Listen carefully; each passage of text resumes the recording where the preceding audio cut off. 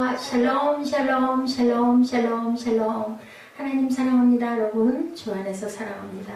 오늘 구원의 삶 두 번째 로마서 12장 2절 변화를 받으라, 이런 제목입니다.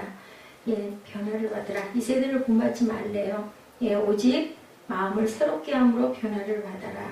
그리하여서 하나님의 선하시고 기뻐하시고 온전하신 뜻이 무엇인지 우리는 늘 분별해야 될 줄 믿습니다. 하나님을 기쁘시게 해야 되겠죠. 시편 65편 30절에 말씀합니다. 사람이 내게 악을 행하지 아니하였거든 까닭 없이 더불어 다투지 말며, 이렇게 말씀합니다. 31절에 포악한 자를 부러워하지 말며 그의 어떤 행위도 따르지 말라, 시편 말씀이에요. 입술로 숙성하지를 대신한다, 호세아 선지자가 14장 2절에 너는 말씀을 가지고 야훼로 돌아와 아뢰기를 모든 불의를 제거하시고 선한 바를 받으소서.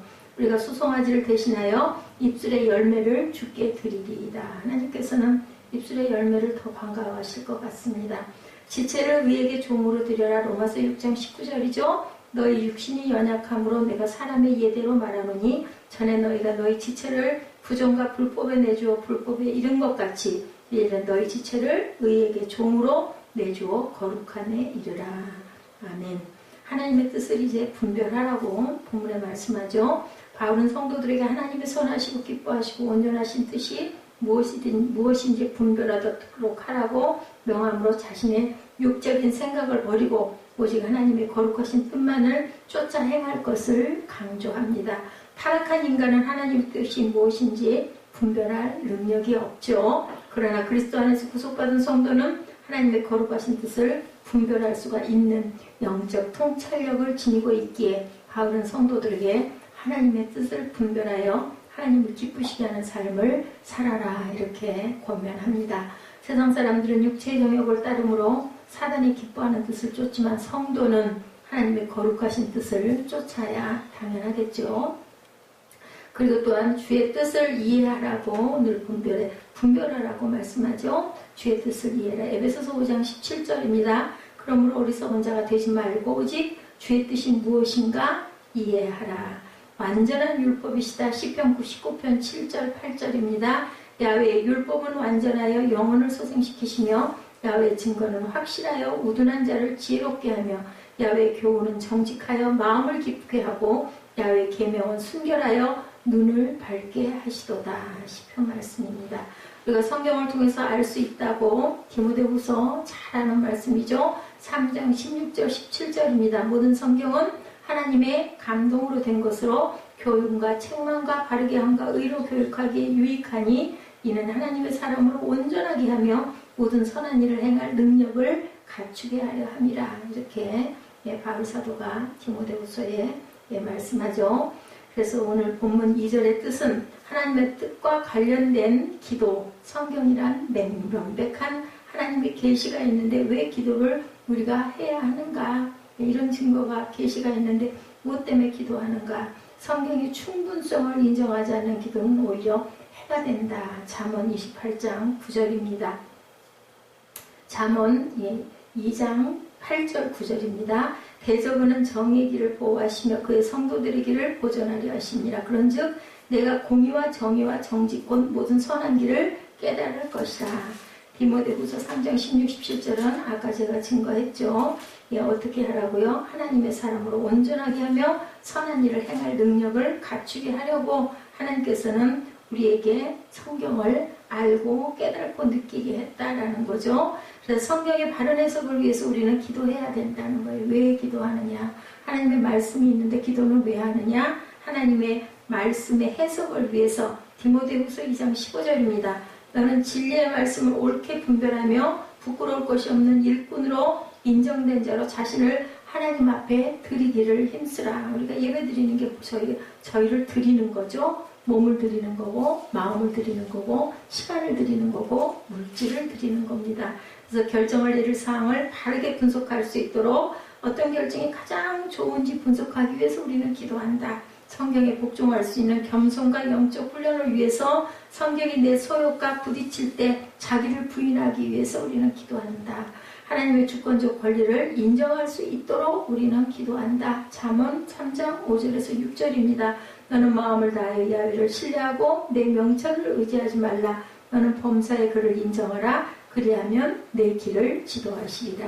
하나님 인정하는 게 우리가 기도하는 거예요. 하나님을 만나는 게 우리가 기도하는 거죠. 그렇기 때문에 우리는 나를 부인하고 하나님의 뜻을 온전히 따르고 순종하기 위해서 우리는 기도한다. 크리스찬의 삶은 제물이 되기 위함이다. 예, 지난주에 저희들 로마서 12장 1절을 통해서 크리스찬의 삶의 본질이 무엇인지 우리 같이 봤죠. 로마서 12장 1절 우리 한번 함께 똑해볼까요? 로마서 12장 1절입니다.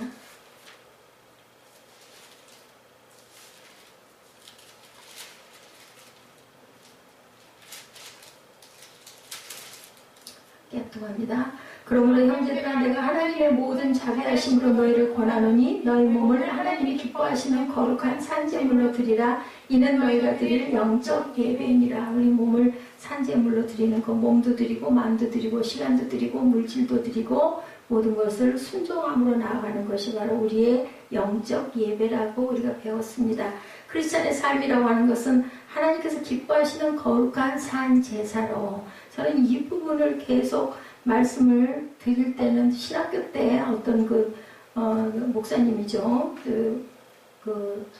교수님이시죠. 예, 교수하러 오신 그분하고 얘기했던 게 이렇게 가슴에 맺혀가지고 있어요. 무슨 얘기 끝에 제가 산제물로 드려야죠. 영적 재단을 드려야죠. 했더니 도대체 왜 산제물이냐고 하는데 왜 그걸 내가 대답을 못했을까? 그게 바로 우리 예배고 산제물인데 그때 대답을 얼른 못했어요. 그게 지금까지도 마음에 걸려있어. 그 교수님은 왜 그렇게 얘기를 하셨을까? 나는 왜 그 대답을 못했을까? 당연히 산제물로 드려야 되는 게 맞는 건데 맞는 대답을 해놓고도 거기에 대한 것을 정확하게 말씀드리지 못한 게 굉장히 마음이 아파요. 지금까지도 후회가 됩니다. 그리고 그 양반 같이 식사한다고 같이들 학생들하고 다 모여갖고 식사하다가 막 몸이 쥐가 나가지고 다리를 막 이렇게 주무르고 학생들이 다 매달려가지고 그랬어요. 뭐라고 나중에 그러시냐면 내가 너무 교만했나? 이러시더라고. 속으로 내가 알긴 안 해. 그러고 말았죠. 네, 그냥 마음에 맺혀가지고 뭐 그것 때문이 아니라 너무너무 속상했기 때문에 우리가 드릴 영적 예배는 정말 죽은 그 제물을 드리면 냄새 난다고 그러잖아요. 그렇기 때문에 깨끗한 산 제물로 드려가지고 그래서 갑을 뜨죠. 아주 전혀 티나 흠이 없는 그러한 첫 순양 그리고 첫째 양을 하나님께 드리는 거 구별돼서 드린다. 예배라고 할 때 우리가 서비스라고 영어로 표현합니다. 이 말의 뜻에는 예배란 뜻과 함께 봉사란 뜻이 함께 포함되어 있습니다. 다시 말하면 하나님께 봉사하는 것이 또한 예배이다. 그렇기 때문에 우리가 섬겨야 되고 봉사한다라는 거죠. 말씀으로 저는 여러분에게 봉사하고 성가대는 찬양으로 봉사하고 그리고 연주하시는 분들은 하나님께 반주로 또한 봉사하는 거죠. 그래서 사실은 반주했을 때 반주하시는 분들을 사례비를 안 드리는 게 맞아요. 그게 어떻게 생각해 보면 교회 반주자로 와가지고 반주해서 사례비 받고 예배 드리고 이거 온전치 않다라는 생각이 많이 들더라고요. 근데 수고하니까 그 기능을 갖고 있으니까 드리긴 하지만 예배 차원에서 봤을 때는 이렇게 목사는 목사로서 여러분에게 말씀을 잘 하나님께 받아서 묵상하고 해서 온전하게 바르게 전해주는 게 봉사고 또한 그 성전에서 봉사하시는 여러분들이 계시잖아요. 우리 식사하고 나서 또 주방 봉사 서로 내가 하려고 하는 그런 마음으로 봉사도 하고 주차장 봉사하시는 장로님들 그런 안수 집사님들 이런 높은 분들이 이렇게 봉사하신다고 그러죠. 이게 또 예배예요. 사실은 이렇게 진자리 마른 자리 어디든 상관없이 성전에서 하는 모든 것은 봉사에 들어가고 예배에 들어간다. 그래서 예배와 삶은 나눠지지 않는다. 그걸 기쁘게 해야지 싫은데 억지로 인상 쓰면서 해가지고는 그거는 예배가 아니죠. 그렇기 때문에 은혜 받지 않은 사람들이 교회에서 그 봉사하다가 시험 들어서 교회를 안 나오고 부담이 가는 걸 하기 싫고 힘들고 귀찮고 그냥 가만히 앉아서 좋은 말씀이나 듣고는 가만히 앉아 있다가 싹 일어나서 헌금이나 조금 하고 갔으면 좋겠는데 특히나 개척교회 하면 붙들리죠. 눈에 다 보이니까. 그래서 그걸 불편해하고 싫어한다고 합니다. 그런데 그거 예배라는 걸 우리가 알아야 된다. 크리스찬의 삶은 예배고 그것은 또한 내 몸이 가는 것이 예배할 처소라는 것도 우리가 알아야 된다. 주일날 드리는 2시간을 따로 떼어서 절대로 예배라고 생각해서는 안 된다. 이것을 포함해서 삶 전체로 드리는 것이 바로 온전한 예배다라는 거죠. 이 말씀을 우리가 정확하게 알고 외우고 가야 된다는 것을 우리가 절대로 잊지 말아야 된다. 문제네요. 잘못